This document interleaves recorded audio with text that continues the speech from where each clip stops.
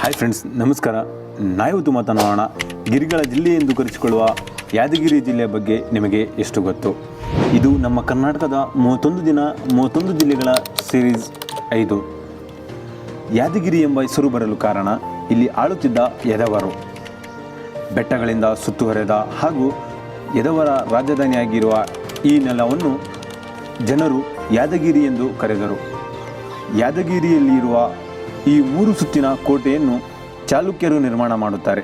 ಮುಂದೆ ನಿಜಾಮರು ಇದನ್ನು ವಿಸ್ತಾರ ಮಾಡುತ್ತಾರೆ. ಸುರಪುರದಲ್ಲಿ ರಾಜ ವೆಂಕಟಪ್ಪ ನಾಯಕ 1857ರಲ್ಲಿ ಬ್ರಿಟಿಷರ ವಿರುದ್ಧ ಹೋರಾಟ ಮಾಡಿದರು. ಕರ್ನಾಟಕದ ಏಕೈಕ ಯುರೇನಿಯಂ ನಿಕ್ಷೇಪ ಯಾದಗಿರಿಯ ಗೋಗೆ ಎಂಬಲ್ಲಿ ಇದೆ. ಸಿಮೆಂಟ್ ತಯಾರಿಕೆಗೆ ಬೇಕಾಗುವ ಮಳಕೇಡ ಸ್ಟೋನ್ ಕೂಡ ಇಲ್ಲೇ ಹೆಚ್ಚಾಗಿ ದೊರೆಯುತ್ತದೆ. ವಚನಕಾರರಲ್ಲಿ ಜೇಡರ ದಾಸಿಮಯ್ಯ ಹುಟ್ಟಿದ್ದು ಸಹ ಇಲ್ಲೇ ಎಂದು ಹೇಳಬಹುದು. ಯಾದಗಿರಿ ಜಿಲ್ಲೆಯ ನಾರಾಯಣಪುರ ಜಲಾಶಯ ಬಸವಸಾಗರ ಅಣೆಕಟ್ಟು ಎಂದು ನಾಮಕರಣ ಮಾಡಲಾಗಿದೆ. ಯಾದಗಿರಿಯ ಕಾಕತೀಯ ರಾಜರ ಆಳ್ವಿಕೆಗೆ ಒಳಪಟ್ಟಿತ್ತು. ಯಾದಗಿರಿ ಜಿಲ್ಲೆಯಲ್ಲಿ ರೈಲು ಬೋಗಿಗಳು ತಯಾರಿಕೆ ಘಟಕವಿದೆ. ಯಾದಗಿರಿ ಜಿಲ್ಲೆಯಲ್ಲಿ ರಾಷ್ಟ್ರೀಯ ಹೆದ್ದಾರಿಯನ್ನು ಹೊಂದಿಲ್ಲ. ಇಲ್ಲಿ 2 ನದಿಗಳು ಹರಿಯುತ್ತವೆ, ಭೀಮಾ ಮತ್ತು ಕೃಷ್ಣ ನದಿಗಳು.